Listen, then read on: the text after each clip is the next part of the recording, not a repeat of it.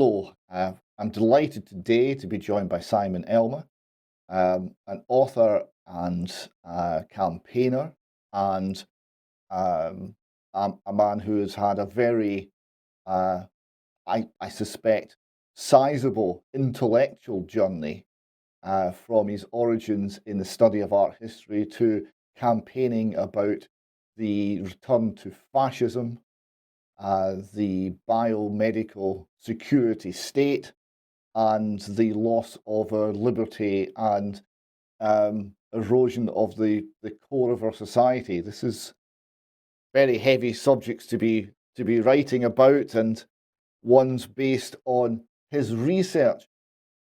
Simon, welcome. I'd like to start just very briefly, if you could give a little outline of your starting point, your initial studies and how you started your professional life, just to put in context the journey we're about to outline. Hello, David. Thank you for having me on UK Column. Well, I trained as an art historian. I did my PhD at University College London, which I completed in around about 2000. And yeah, people sometimes find it like, why is an art historian writing about what I'm doing now? But for myself, I don't find that such a strange thing. I taught for many years in art history, and the period I taught in was the period in Europe and the US between the two world wars, so the 20s and 30s. So the historical background to the history of art, the theory of art that I was teaching, was the period of the rise of fascism in Europe, and that's been particularly useful in the book I've written, The Road to Fascism. After a number of years, I got out of academia. I'm very glad I did, seeing what's happened to it now. Because I certainly wouldn't have had the independence that I've got now as an independent researcher that I would have had if I was still in academia. My partner, Geraldine Denning, is still in academia, and I know a lot of academics, and the sort of pressures they're under of compliance and self-censorship is extraordinary. In 2015, I co-founded my current company, which is called Architects for Social Housing. We're an architectural practice, but I myself am not an architect, even though I studied the history of architecture. I'm the head of research for that. And you might ask, why does an architectural practice need a head of research?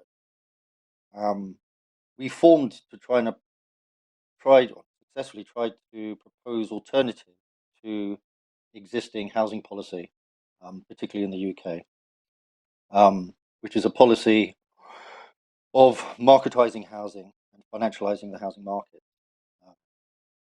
And this goes across all the parties in power. That is at government level, at municipal level, and also at local authority level. And when we were specifically formed to propose design alternatives, architectural design alternatives, to the council housing estate demolition program, which is a nationwide program, but it's particularly focused on London council estates because London land is worth so much. So the point of it is to demolish council estates and build the highest value market property you can on top of it. So when I got into this, I realized that my research skills and writing skills, so both analysis and then producing documents, could be very useful in proposing alternatives and exposing the origins, if you like, of the housing crisis, which, even though nobody really talks about it anymore, it really dominated the politics in this country in the 2010s. Well, back in the what would it be now, 80s, my older brother, who's quite a bit older than me, he was a property developer. Yeah. Industrial property had been his background, but he got interested in the housing crisis at this time.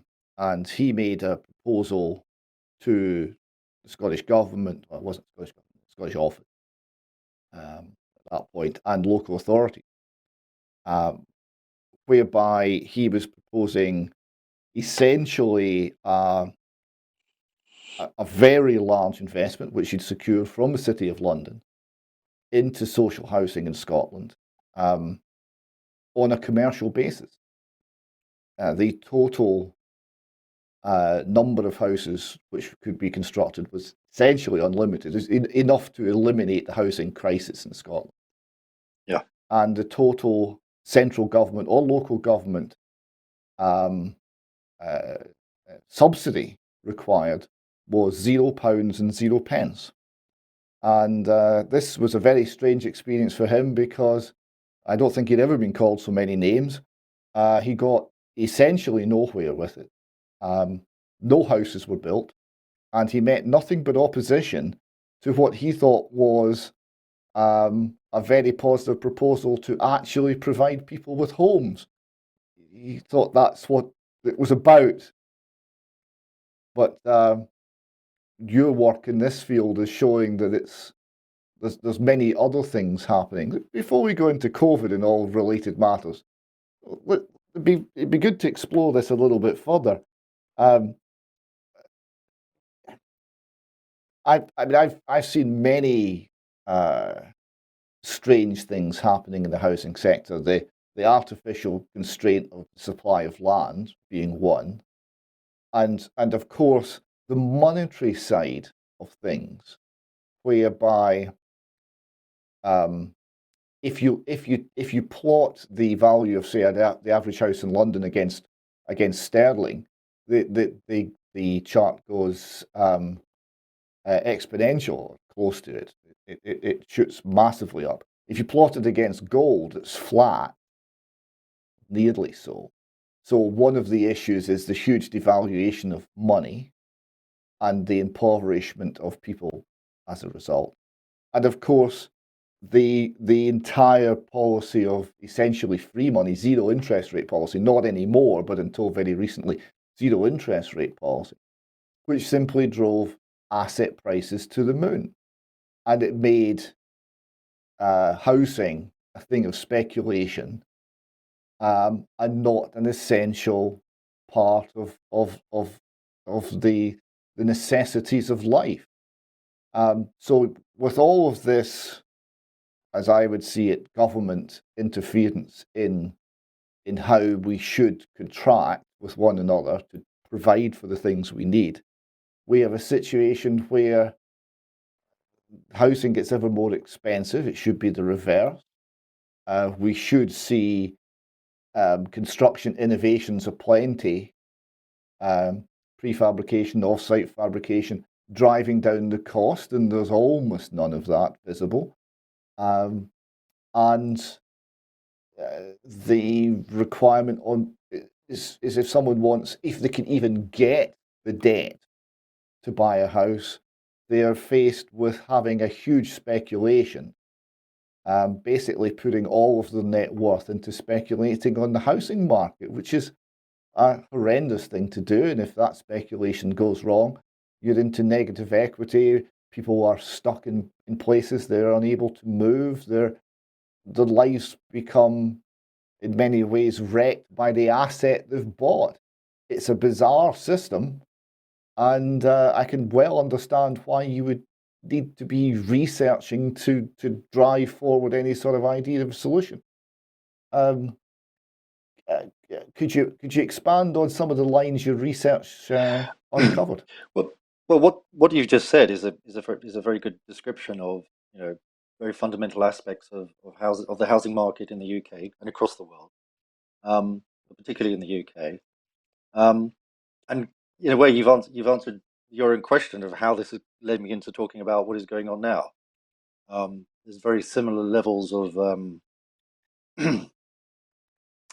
I don't know if you want to call it corruption. I don't really like the word corruption because it's not a system which is being corrupted. It's a system that's working perfectly. A huge amount of UK wealth is contained in its housing. And as you said, going back to the 80s, the policies that have created that have gone back decades.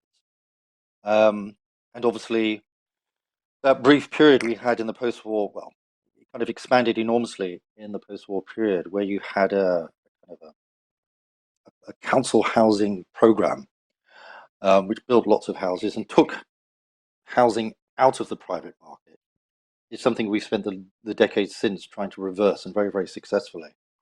As I said, when we got into it, our primary concern was something that architects could actually challenge, and that was the council estate demolition program. The erasure of council or social housing, so both council housing and housing association properties in this country, is also about their selling them off, putting them onto the market. But in London, the primary loss, well, there's two. There's also the right to buy, Margaret Thatcher's policy of the right to buy, which has put, the last time I looked, something like 3 million houses into the private market out of the public system. But in London, there has been since, I think, Tony Blair in about 1997. It's called the Council Housing Estate Regeneration Program. The idea is that you go in and you make estates better, you regenerate them, you bring them up to local housing standards and so on and so forth. But in London and increasingly across the UK, that is simply a demolition program. Of all the economic conditions which you described, it is actually impossible to demolish a council estate, say 1,000 or 2,000 homes, compensate the leaseholders even as poorly as they are, rehouse the existing tenants elsewhere, and then build any form of social housing, council housing, or housing place. It's simply not financially possible. And to answer your question about where we went on, we have written reports, numerous reports, which look at the economics of estate regeneration. And there's a lot of people sort of saying, well, it's because of corruption at local council level, blah, blah, blah, or insufficient subsidies from governments and so on. But the real cause is the costs of demolition, the costs of compensation, the costs of rehousing, and the costs of redevelopment are so high that the only thing that can be built in its place is the highest market value properties possible in London. And since London has so many council estates built right in the centre of the city, that land is enormously valuable, and you can build very valuable properties in its place. I mean, one of the most famous examples is the Haygate estate, which I live just around the corner from, which is in central London. It's in the Elephant and Castle area, and it was one of the earliest, and because it was so large, council estates, which was demolished as part of this program. And I think of the sort of roughly 2,500 people who lived on that estate, I think 98 families got rehoused on the new development. The properties there, last time I looked, a 2-bedroom property there is going for something like 700, £750,000, which is out of the reach not only of former council or former leaseholders who lived on that council estate, but of a lot of other people as well. And in fact, most of that, if not all of those, the newly developed properties, which are still being built now, were marketed in Southeast Asia. And we've had this kind of huge, very wealthy community move in here. And they've got no idea that their homes, their lovely new homes, they're very, very expensive new homes, round about the million mark, have been built on the ruins of a demolished council estate. So we did a lot of research into trying to understand this market. And particularly, we wanted to expose the fact that whether you were in Croydon and you had a Liberal Democrat council, which was in power, or you went out to Westminster and you had a Conservative council in power, or, as in most of the councils in London, they're Labour councils, it didn't make any difference. All three parties who were in power were all pushing state demolition programs. And strangely enough, all the oppositions in those councils were opposed to it. So it had become a kind of, has become a apolitical program, in the sense that it's a radically political program because it's about clearing people out of the centre of London and other cities. But no matter who you vote for, it's not going to make any difference to the program itself. Taking some experience from Scotland, the housing situation in Glasgow has been a slow motion train wreck as well for many decades. We had the development of Glasgow was extraordinarily dense, with housing densities in the Industrial Revolution was very rapid, and all the tenements went up in 30 or 40 years. The city grew enormously. When the First World War came along, such was the pressure, it was driving rents up, and wartime restrictions and all the rest of it. There was rent control placed on, which has got the same effect on a city as carpet bombing. It just takes a little longer. So by the time I was a small boy, I remember Glasgow being a sea of rubble, as vast acreages of tenements were demolished. But what happened here was very poor quality housing, very overcrowded conditions, but communities which worked, where every close was a little community unto its own right, and people were taken out of that and put in either high-rise developments or schemes on the periphery of the city with no facilities. And the experience of the people was never quite the same, despite the nominally better housing. Even that was quite poor in a lot of cases. Some of the high rises in Glasgow were never occupied, such were the technical problems. They were built and then they sat there for a decade or so, and then they were demolished. And it's been one where the interests of the individual people were never respected. And the more recent aspects of this, with the money interest and the fact that international finance is coming in and speculating on homes in London, with essentially free money, so it's essentially unlimited, and it's made it a city which is not accessible for the people who live and work there. It's a bizarre societal end result where people are being presumably estranged from their own city and forced to commute and forced to spend time on trains and tubes rather than actually living and working and having a life. It has a very profound effect. The last 3 years before this one, we were working with quite a large group that we put together. Because what we do, we put together working groups for projects that we work on, and we bring in quantity surveyors, engineers, environmental engineers, architects, and so on and so forth. And we put together a report, and in that report, we'll propose the architectural alternative to demolishing an estate. The one we were working on was St. Raphael's Estate, which is up near Wembley. And it was a estate of about 2,500 people. And we were successful in helping save it. And we can do things like saying our proposals are about 1/8 of the cost, the actual outlay that they are proposing with demolition and redevelopment. We don't just say don't demolish it, but we look at infill housing, we look at refurbishment, we look at how we can increase the housing capacity of it, but you keep the community together. We can produce analyses of what's going to happen to the people who are living there now, the existing community, and how they're going to have to be moved out and what's going to happen to them. And we can even produce environmental analyses of the carbon costs of demolition, disposing of waste, and all this sort of stuff. But one of the hardest things has been to do is to actually look at what you were talking about what it does to community. That's a lot less unquantifiable. Unfortunately, a lot of the people who are promoting this, the councillors, the architects, the engineers, the developers, financiers, they've never lived on a council estate. And council estates are communities which are usually, at the very least, 3 generations of people who are living on the estate or around the estate. And they're very interdependent, those generations. One of the blocks that we were having a kind of a exhibition of some of our works, and a woman came up who lived on this one block on the St. Raphael's estate, and she told us about herself. She told us about the block, and she said she's got the nickname Mother because she looks after so many people on the estate. The single mothers, when they go out to work, she looks after their kids. There's a very elderly lady in her 90s at the end of the block, and she looks after her. There's disabled people.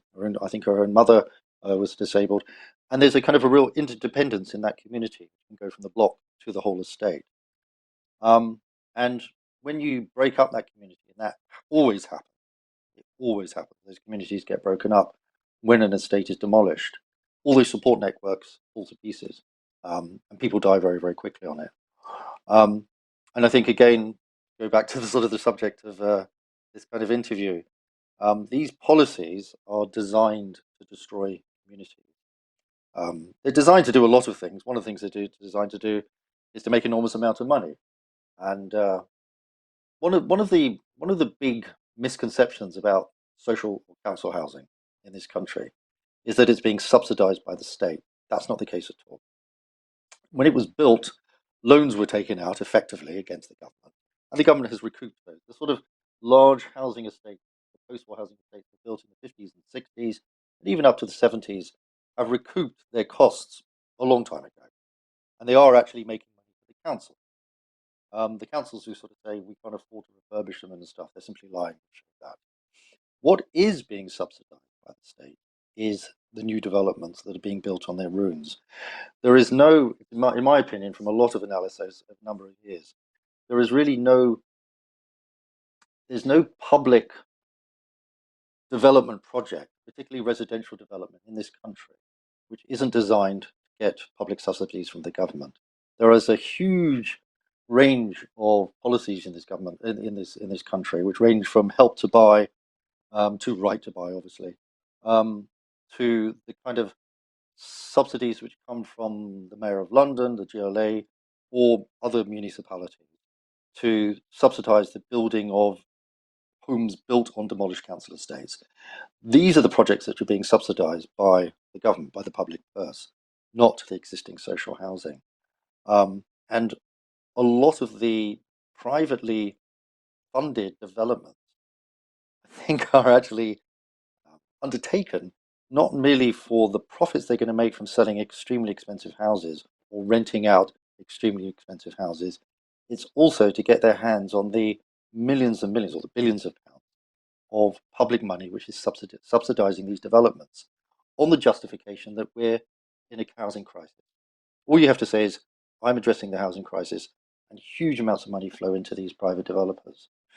But when you come up with actual solutions to the housing crisis, which is about building homes which are outside of the market and cost very, very little, nobody wants to know, and there's no subsidy, there's very little funding for that. We really have to understand housing policy. And this is a kind of an inversion, I think, important to understand what's been going on in this country over the last, since March 2020. The housing policy in this country is designed to create and to sustain the existence of a housing crisis. It's not there to address it because so much money is being made out of this housing crisis.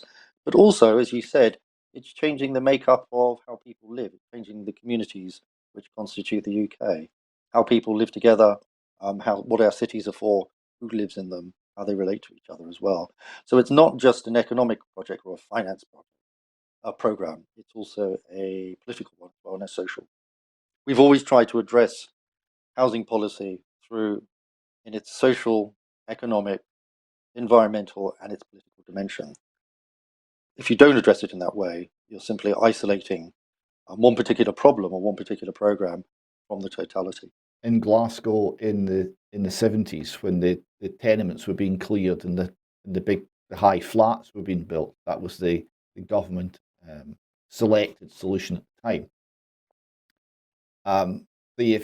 There's a song that's people can find. It'll be available. We'll find a YouTube copy and we'll put it in the show notes to this, which relates to how it changed the life of the children, because the children used to play in the back courts of the tenements, so they played in an area that was overlooked by the kitchen windows of every tenement flat. And when they got hungry, they wouldn't go up for something to eat. They would shout up to their mothers. The mothers at that point were in the home because they hadn't been forced out to work economically, which is another story, which is housing related too.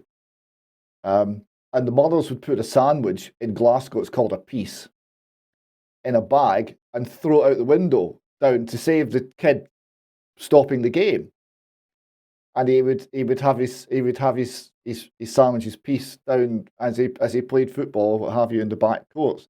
And there's a song about what happens if you try to do this in a set of high flat. It's called "You Can't Throw Pieces Out a 20-story flat," right? And it's the song's about all the things that will happen to the sandwich on the way down, and it will never reach the child below. And it's quite it's a funny song, but it's quite poignant, and it shows it changes people's lives. Now, your book's called The Road to Fascism. And one of the reasons it surprised me that you tackled this is a lot of the people who are interested in social housing, they tend to be on the political left, maybe where you are, maybe where you started. Um, and yet, Road to Fascism, this is read of Hayek's book, The Road to Serfdom, where he warned about the harmful consequences of an ever in, an ever encroaching, ever enlarging role for government and for the state in everything that happens, until eventually we're controlled, we're serfs, we're no longer free men in a free land. Was your book inspired by Hayek's in some way? Yeah, the title certainly was, and one of my chapters is directly addressing his book, which I found fascinating. Chapter 7, Fascism, Neoliberalism and the Left, which I talk specifically about Hayek's book and his analysis. It is the title of the book, The Road to Fascism, is a definite quotation of Hayek's book, The Road to Serfdom. And as I said in my preface, his warning about what happens when the rights of the individual are subsumed to a collective good which is decided by government, and the state, on the justification of that, the state comes in to micromanage increasing aspects of our life. Having said that, I'm not a Hayekian at all. In fact, when I read his book, which I'd been meaning to read for many years, sometimes these chances kind of come along and you think, now's the time to read it. I was very disappointed with it. I was fascinated with it. Too many people in this country, and I think around the world, only read their side of things. If you're a leftist, you read left stuff. You're the right, blah blah blah blah. I don't agree with that at all. You should always read the people who you don't agree with. His book is not a book of economics. I don't think it's a manifesto. It was written. It was published in 1944, wasn't it? 1944. And in my reading of it, the reason it became kind of like a Bible, isn't it? It became a kind of the equivalent of Das Kapital for the right. Is it answered the need of the movement in economics which is we call now neoliberalism. It came out of the late 60s, the early 70s. Came out of the Chicago School of Economics and went on to conquer the world. I refer to neoliberalism as the neoliberal revolution, which happened on the back of the separation of the US dollar from the gold standard in 71, and eventually went on to take over the US, the UK, and pretty much every Western economy. We shouldn't forget that neoliberalism was first trialed not in the US or the UK, not by Reagan or Thatcher. It was trialed by Pinochet in Chile and under the Argentinian junta. In other words, under not fascist, but certainly military dictatorship. And it was funded on the back of corporations, global corporations who knew they could go in, and when the national resources and industries and services of those countries had been privatized, they could go in and jump on it. So I think neoliberalism has got, well, first of all, that model of privatization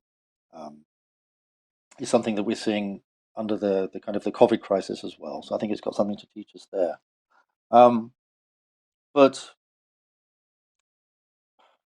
I think this is the way in which I was able to use rehabilitate, if you like, or to reuse this term fascism. Over the previous 2 years, when I'd been writing about the coronavirus crisis, I'd always avoided using this term. It's a very difficult term to use. It's usually, if you use it, it's usually as an insult. It's not really taken seriously as a description of a contemporary form of politics. It's used in the term neo-fascism to describe groups like Ukraine, for instance, or it was before we suddenly became their best friends.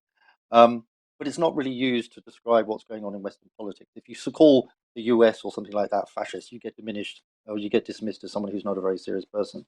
And I had resisted using it. But then I think when we got into last winter and you had those extraordinary levels of state violence in places like Canada, France, Austria, Germany, Australia, and New Zealand, I was looking at that and thinking, if this isn't fascism, what is it? And Hayek's book, and for those who haven't read it, Hayek basically equates all forms of centralized economies, centralized governments who've got complete control over the economy, as a form of fascism. So in that way, he says that any form of socialism or communism is the same as fascism. And he reduces the differences between it. And I took up this term fascism because I was very concerned about the fact that a lot of people who were resisting coronavirus justified restrictions on our human rights, which in Austria got to the point where I think they were about to say that anyone who didn't get one of the vaccinations would be basically under house arrest. And if they resisted, if they actually came out of their homes and they got arrested, they would get a fine. If they couldn't pay their fine, they would end up in jail. So we were definitely going down a kind of generally going down a road to fascism. And a lot of the people who've been resisting this come from if you like, the libertarian right. I really don't think those terms left and right really mean anything else anymore, but they were definitely from a libertarian position. And to describe this enormous increase in the power and the reach of the state over our freedom, people were describing this as a form of communism. And I think that is very, very, very wrong. What the governments, the G20, the G7, the WEF, the World Economic Forum, the World Health Organization, the International Monetary Fund, the World Bank, and all the other global transnational organizations who are the architects and the implementers of this revolution that is going on. And I believe it's a revolution in capitalism. They're not communists.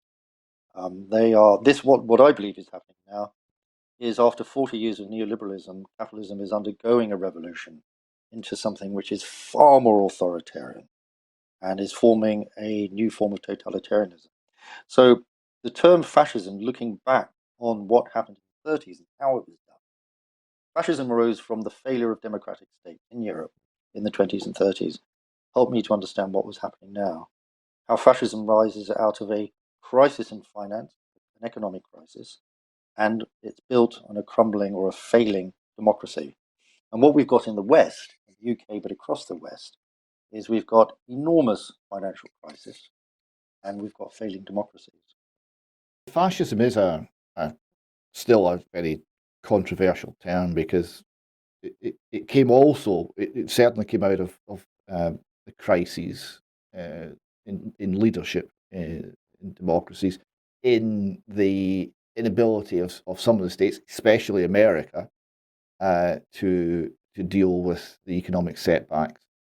But it came out also of what was termed the progressive age, the idea that government can do more, the idea that government must be proactive, the idea that people can't be left alone, and that government's role is to manage more and more of their lives. And as you see through the COVID crisis, almost their every move or lack thereof.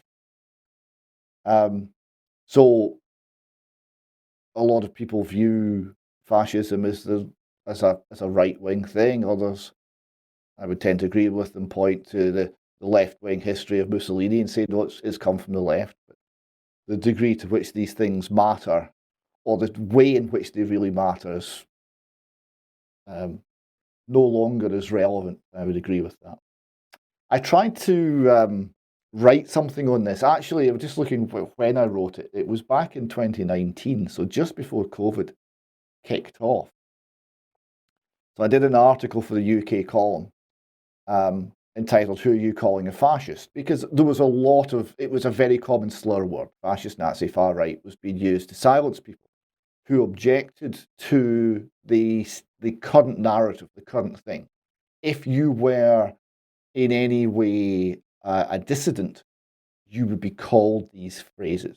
I decided to look into them and to try and give it a fair hearing, because you should be able to correctly identify what the thing you're imposing is. You should understand it and try to listen to its best exponents. So this article was written around my review of an interview with Oswald Mosley, which was done in, I think, the early 70s. He was an old man at this point, but he was still expecting to get the call to save his country. And he's still expecting to be proved right. And he was describing his worldview. And it was very interesting because he had and expressed, and I think genuinely felt, compassion for what you would term the in-group. There's always an in-group and an out-group. There was with COVID. The in-group was the compliant, the obedient. The out-group was the unvaccinated, the non-mask wearing, the awkward squad. So there's a compassion for the in-group. There's a contempt for the out-group. And then the other thing that with Mosley and the fascism of the 30s that I've identified is you needed to have economic error, a failure of economic understanding, because he viewed this as a competition. It was an either or. It was a zero-sum game. It was what my chosen group gets, the other group is denied. It wasn't we can all trade and work to one another's hand and benefit everybody. That wasn't a concept that was viewed as being presumably naive. So it was an economic error, or a technical error, if you will. So when you take that and apply it over what happened during COVID, you see this. Yes, there's an in-group, which is the compliant, the obedient. Compliance is seen as righteousness, and there's a contempt, anger, bordering on rage for the out-group who viewed compliance as cowardice. The people that the UK column were championing, talking to during the entire crisis. But you've also got here, well, I mean, there was an economic error because there was an economic aspect of the lockdown, the shutdown. We can just keep printing money. We don't need to make real things. We can just borrow money because it's basically free.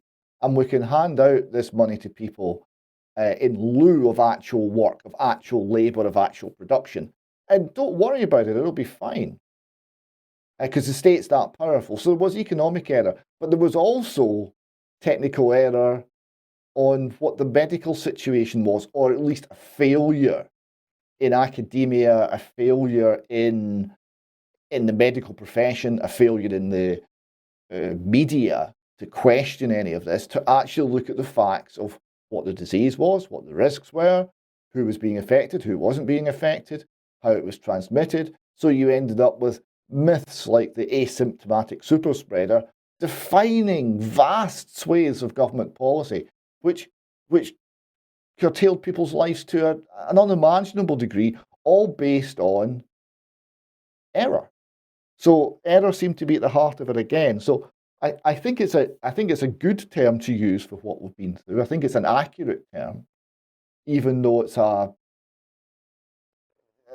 somewhat slippery one. Do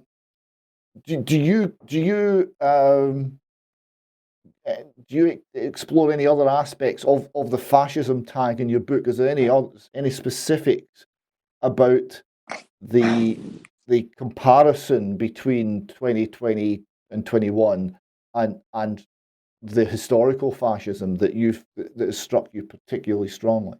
I agree with what you said.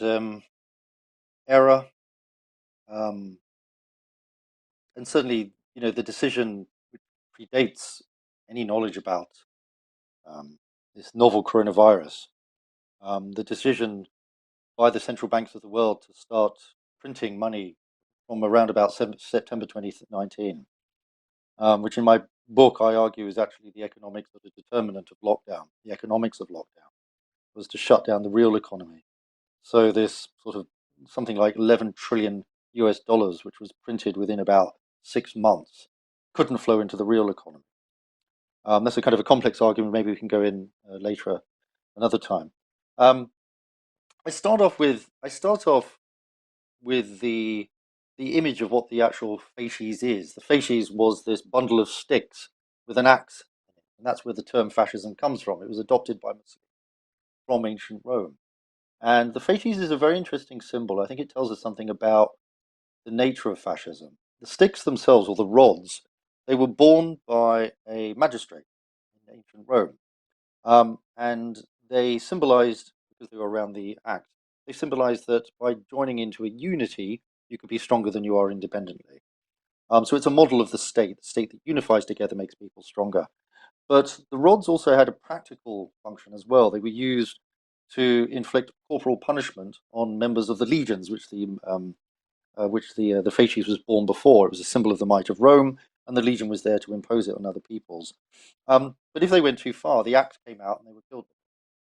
And I think it's a very useful image, which I return to again and again, of what is at stake in the formation of the state. Whenever a state is formed, a political state is formed, it is done so on the condition that those who are formed by it or enter into it give up something of their autonomy. They agree to abide by the laws of the state. And when the state then starts saying, well, on the justification of this commonality which binds us together and makes us stronger, we're going to do this, that, and the other. So I think fascism is something which is it's a threat which is contained within all state power and all state formation. And I think capitalism is bound together by these rods, and you might call them the rods of law, the rods of politics, the rods of governance, the rods of the culture, the kind of superstructure that constitutes our society and perhaps our civilization. And when the ribbon, if you like, binding them together begins to fall apart, then the axe comes out, and the axe attacks certain things. And, what we've seen, which has got a history, to go back to your question, repeating historical fascism, is that since March 2020, and during that first sort of 2 years, up until when restrictions were lifted in this March, our human rights were almost entirely erased. Our rights of association, of freedom of movement, our freedom of speech, even since, well, not even since, because I don't really like people talking about this as something that's happened.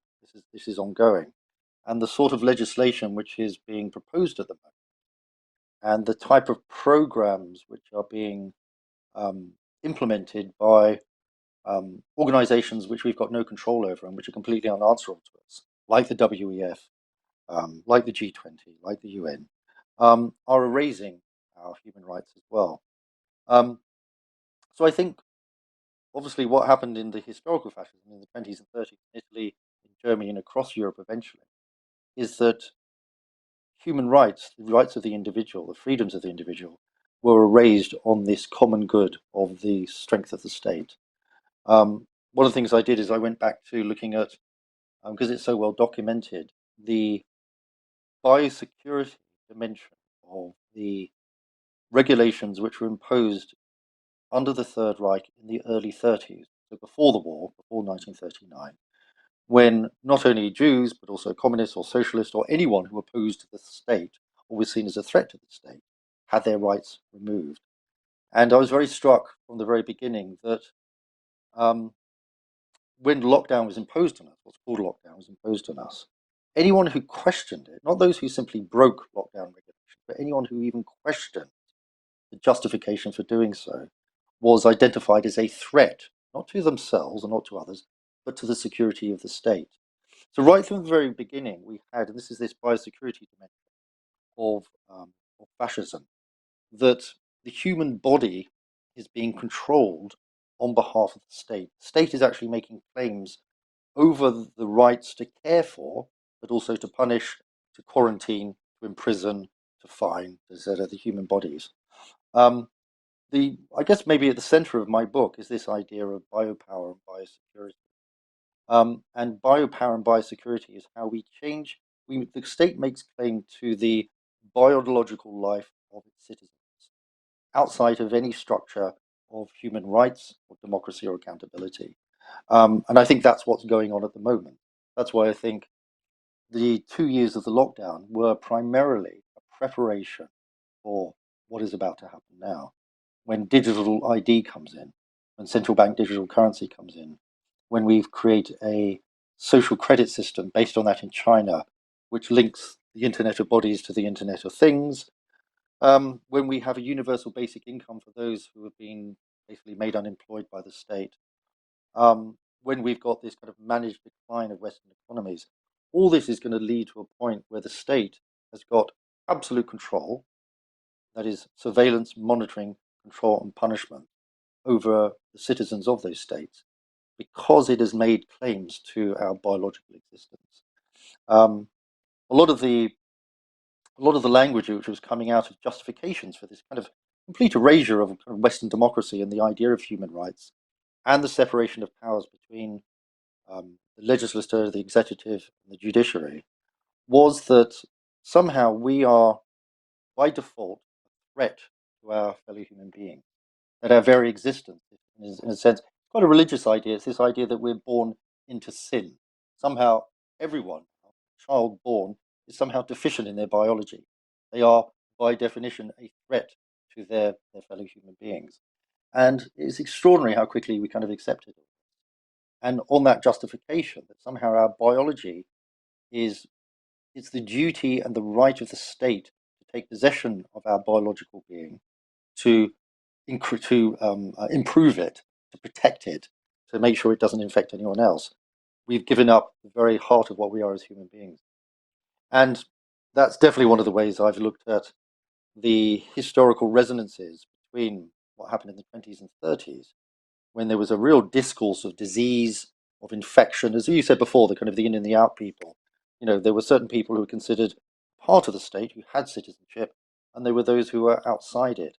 And the discourse of what that threat was a discourse of disease, of infection. Jews were represented as kind of rats or in vermin, or there was a real biological dimension to that.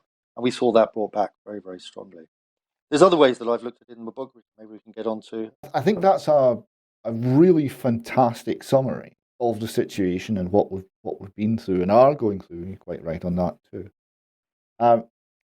I just before we go on to other things, though, I'd like to go back to something you said about the nature of the people who resisted, the sort of the libertarian right resisted this, which they did, and the dissidents and the conspiracy theorists and people who had not bought into the state narrative before, right? People who maybe looked at 9/11 and said, I'm not buying the official line. I've seen evidence to suggest something else happening here. I think I'm being lied to. So the people who had made a psychological split with the state as a single source of truth, the people who made an intellectual split through libertarianism or ideas such as that, they've resisted. Now, there was absences though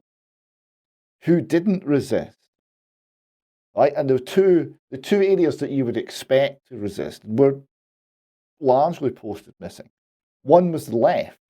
The political left adopted this with gusto for the most part. I'm struggling to think of an exception. And the other one was the church. Now, the church should have been.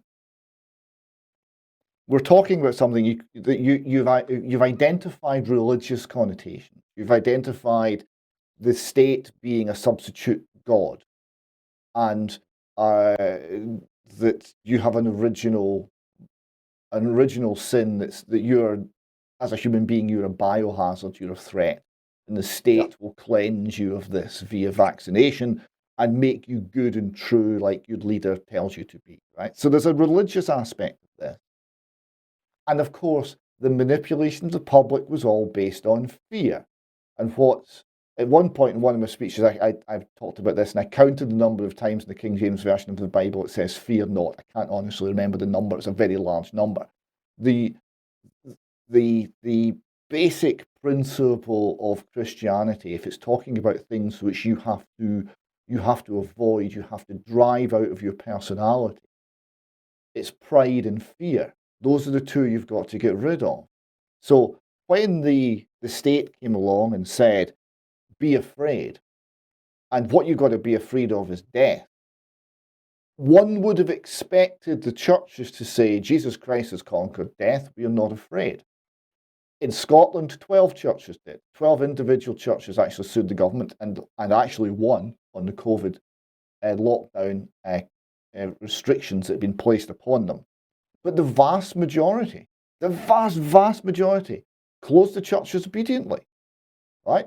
Nicola Sturgeon, not Jesus Christ, was apparently the head of the church in Scotland because she said close, and they closed. They closed the doors. They turned people away. The dissident churches were meeting in secret as though they were in a communist country, as though they were in communist China. Right? Their biggest risk was people informing on them. This happened in Ireland, in Ulster, where the churches who wouldn't stop worshipping God, some of the adherents, some of the members of that church informed on the other members to the authorities. They're meeting. They're engaging in worship. They're not doing what they're told to do in COVID restriction time. So it was an astonishing observation to see the surrender of the vast majority of the churches and the surrender of the vast majority of the allegedly radical left. Indeed, it was surrender if it wasn't just an adoption of what they always wanted, which was power, to this idea. So, did this surprise you? What aspects of this have you had particular chance to observe, and what have you seen? I remember on the that first lockdown Christmas, I ignored it and went on holiday to a place that I won't say. And I remember passing a church, and it was out in we call it the countryside, and they had a sign outside saying, "We are holding services, but there won't be any singing," because the government had announced that singing was an emission of breath at speed, and therefore could kind of kill your fellow parishioners. Yeah, I was more appalled and probably less surprised by the compliance, not just the compliance, the full collaboration of the left, than I was by the church. I mean, in this country, the Archbishop of Canterbury, I can't remember his name, a disgraceful person, he gave an interview when the vaccination program, the injection program came around, and he very strongly, he said specifically, this is outside the framework of human rights, and he intimated, he kind of said it and then withdrew it at the same time, that not to get vaccinated was a sin. To my mind, that's the way the church always worked. Giorgio Agamben, the Italian philosopher who I write a lot about, he's pointed out that the Pope, who has even more of a pull, a vastly greater pull than the Archbishop of Canterbury, has completely embraced this. I think they've got a new coin out now, haven't they? With a kind of a religious symbol of it, someone actually getting injected and stuff. That hasn't surprised. That surprised me less because the church has always, throughout history, always um, been on the side of power, state power, and has never hesitated to use um, all the power of the state to enforce its orthodoxies. But I was very struck that, and I think this goes also back to fascism as well, that we were going through. I thought COVID was a fundamentally religious moment. I think the willingness which people gave up questioning and followed orthodoxy was very, very religious, and that goes about to the left, because I think very much so in this country, the left is a kind of religious movement anyway. More than one Labour leader has said that the UK, the Labour Party owes more to Methodism than it does to Karl Marx or any kind of sort of socialist framework, and I believe them. Um, they are looking for an authority to obey a lot. I was also struck that I, um, religion has always formed its fears and its powers around death, and the threat of death was completely exaggerated beyond any rational measure, not just only in this country, but everywhere. And the if you think about the sort of measures as they were called, which actually have zero medical basis, which were promoted to avoid or to put off this threat of death, like washing your hands, like maintaining distance, like wearing a mask, like injecting yourself with sort of salvation and stuff. Um, the if you think about those as the interdictions of a new religion rather than as medical measures, they make a lot more sense. I think the fanaticism with which people obeyed those um, practices, those ritual practices, and they are completely ritual, um, and the fury which they, as you said, which they released on those who didn't follow them, to me had a very, very religious dimension. I think I'm sure you had this as before. In the early days, walking down the street, people literally, you know, they were almost making a cross in front of me as I was the devil because I wasn't wearing a mask or something like that. It struck me as a very religious moment. Um, the left, I've written an entire chapter, and it kind of runs through my book about why, um, as you said, you might expect the left to at least be critical of the government. This is, with the government of Boris Johnson is a very, very right wing government. His cabinet was made up of a bunch of crooks. He himself is a crook and a known liar. You think the left would question what he was saying. You also think the left would question what the pharmaceutical companies were saying. You think they would question what Bill Gates and the the big tech companies were saying. You think they question all of these people because these are traditionally their enemies, aren't they? And that's what their role is: the left to hold power to account. Why didn't they? Why did they not only not question it, but why did they collaborate fully with it and actually became the champion? They became the cheerleaders of, I call them the COVID faithful, because it is a religious movement. They became champions of that. I think certainly the left has a religious dimension to it. It's very much about purity and obedience, and this sort of divisiveness into believers and unbelievers. Um, I think also, certainly in this country, I can't really speak for other countries because I haven't lived there, but it seems to me very similar. But in this country, the left has been so infiltrated by um, identity politics and also woke ideology, which I think is, without a question, a fascist ideology. That when it had a chance to enact, well, it's had a chance, it's been doing it for years, but when it had a chance to really enact no platforming, censorship, um, sort of anathematization of anyone who disagrees with you, the whole left put on its kind of its hair shirt, went out into the street, waved its incense, and it was to seem like out of an Ingmar Bergman film. I think that's because the left in this country has absolutely nothing whatsoever socialist about it. It has no interest in the working class, except as describing them as racists and getting rid of them. It's a woke movement. It's been completely colonized by woke ideology, and the ideology of woke, which is a fascist ideology, is now the official ideology of this country. It's it's unexamined orthodoxies are now part of the obligations of running a business. They are being written into our laws, have been written into our laws. They have completely colonized our parliament, our universities, our culture industries, our education industries.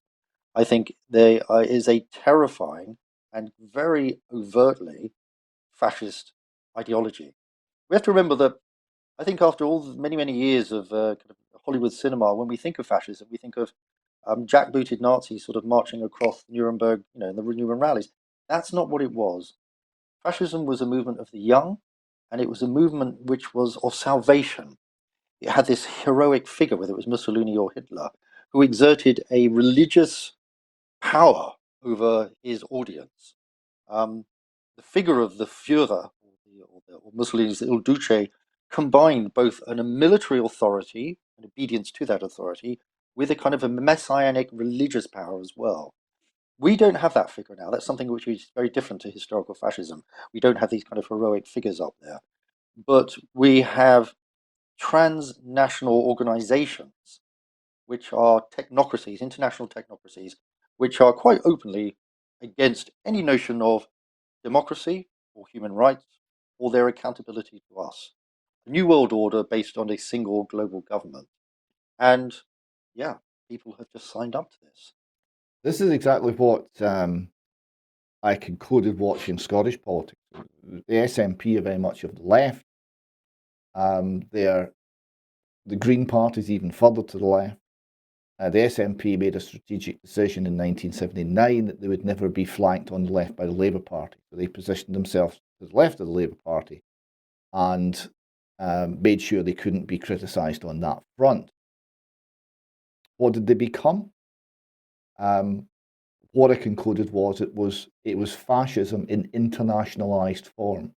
It was a strange form of fascism because one of the things that they wish to destroy is the very idea of the nation, because it has to be global government. The ideas come from the UN, the ideas come from the World Bank, they come from many places, they don't come from Scotland. It's not, despite all the nationalistic flag waving that they utilise for power, it is, in terms of its ideology, it's anti-national, it's against the nation. And so, yeah, fascism in internationalised form is what I concluded it was.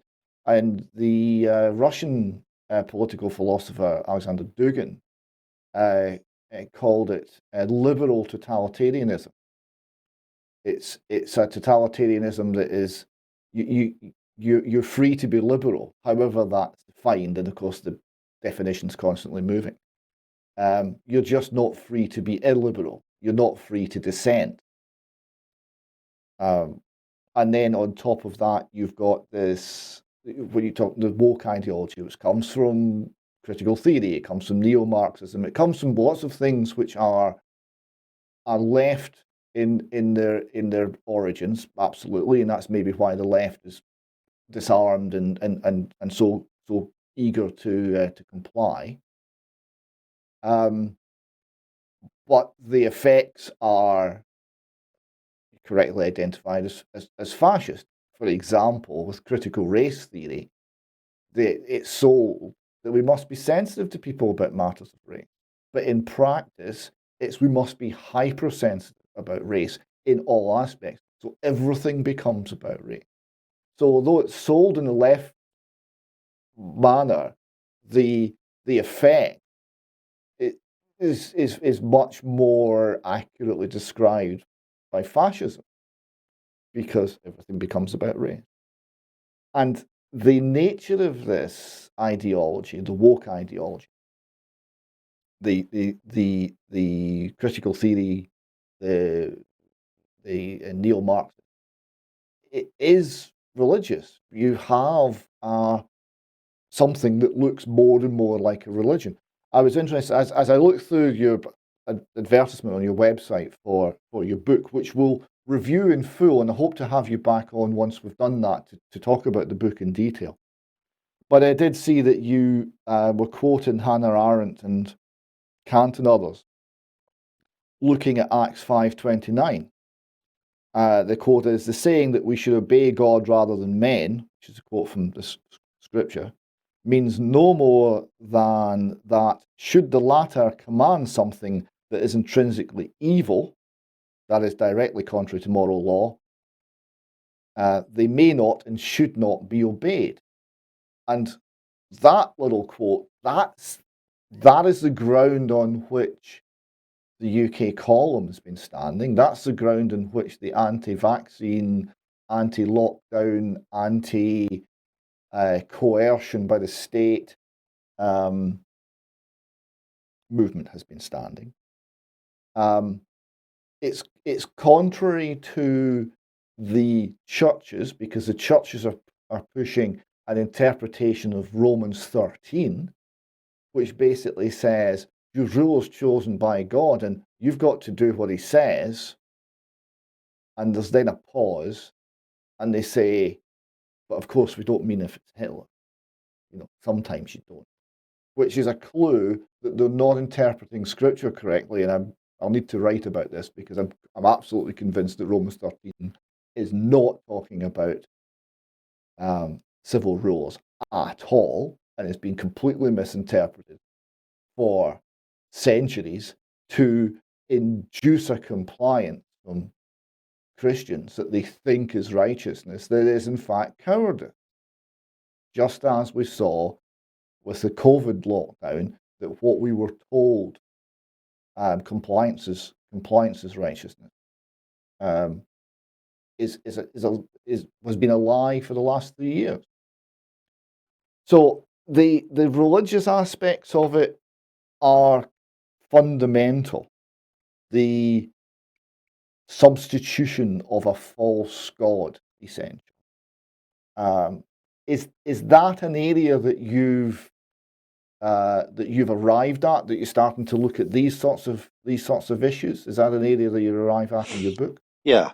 The quote, the mention that you mentioned, Hannah Arendt, the German political theorist, and in the book I quote Kant saying, if there's a choice between as he puts it, the laws of God and man-made laws, we should always go, and the man-made laws are wrong. We should always obey the rules of God, which is his way of sort of saying that simply because the law exists, every man, every individual is his own legislator, and he can't avoid the responsibility of his own judgment by saying, I was just obeying orders.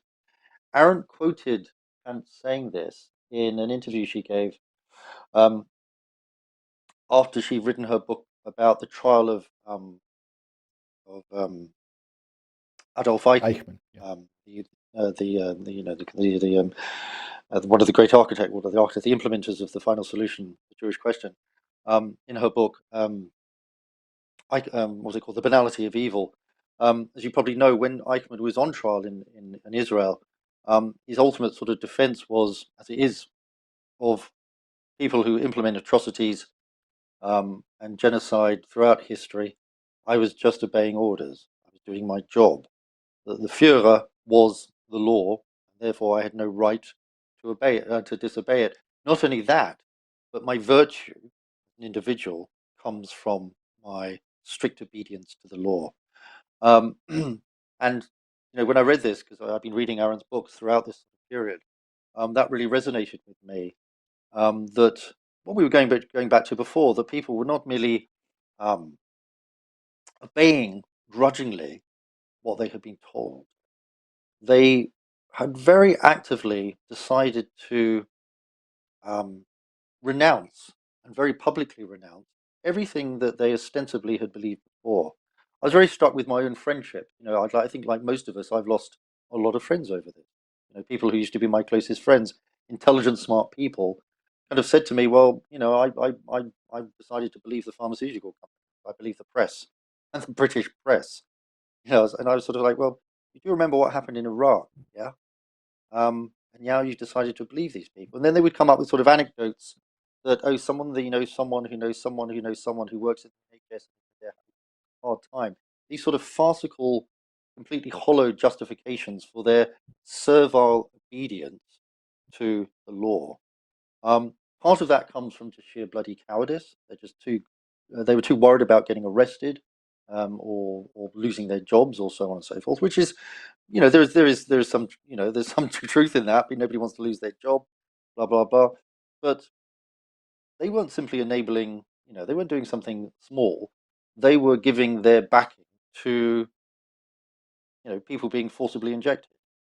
They were being given their backing to the managed destruction of the UK economy and the global economy. They were giving their backing to, as they still are, to the outsourcing of the UK state to to private contractors, which has expanded massively under lockdown.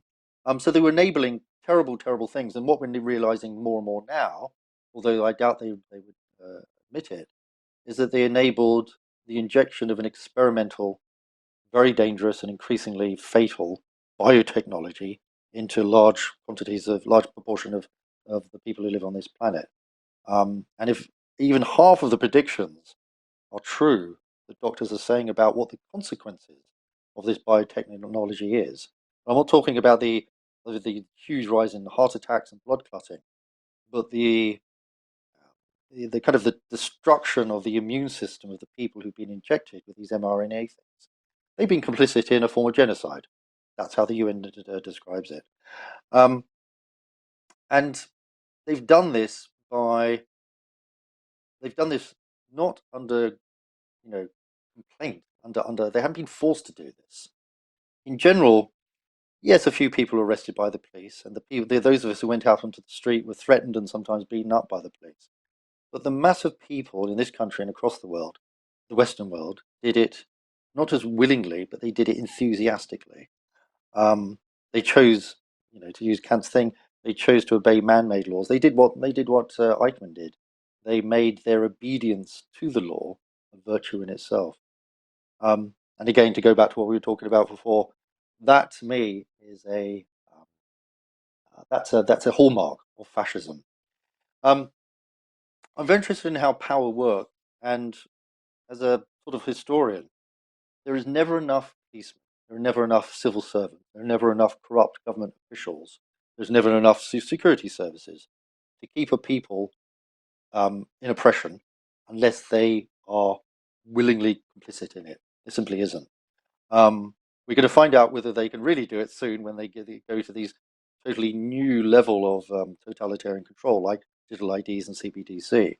But under lockdown, it worked so successfully, and so much criminality was committed under the cloak of lockdown because people chose to believe the lies they were told. The excuse being made by thousands and thousands of people, particularly those in public life, particularly the journalists who kind of were sort of calling for us to be attacked on the street, that our children should not get access to education, that we shouldn't have access to medical treatment. All these fascist demands was that, oh, well, they didn't know at the time. That's a fundamental lie. I knew, you knew, those of us who took even a small chance to, look at the records on human rights and so on of companies like Pfizer or AstraZeneca or Bill Gates or any of those people, you would have to be a complete idiot not to realize that these people are fundamentally untrustworthy. So the people who chose to do that, they didn't do it because they didn't know what was going on. They did it because they chose to obey. They chose to obey evil, if you want to put it in those terms. And I hope one day that we've got a chance to put them on trial. Yes, well, let's hope that day comes. The idea that there is no limit on the law and that the state can change it and morph it as they choose, and the those who serve the state must simply obey, and their virtue is tied up with how much they obey, is something that we saw, and we saw it in our faces in Britain. I was invited along to do a talk on the green outside the Holyrood Parliament, and the police had decided that this talk wasn't going to happen.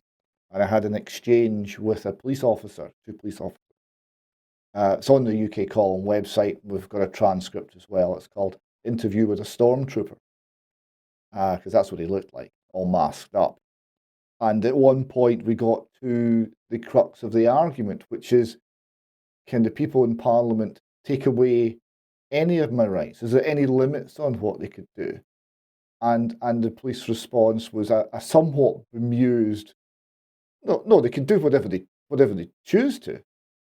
Right? The idea that there are limits, the idea that there's a God we should obey rather than men. There's an idea that there's moral right and there's moral wrong, and that this is not defined by Parliament or by opinion or by force or by power or by majority vote or by anything else. It's an absolute, and each and every single human being has to decide for him and herself where they stand on this. Was a concept totally alien to the people I was talking to on that green. I'm very glad you mentioned Hannah Arendt's Banality of Evil, a phenomenal book.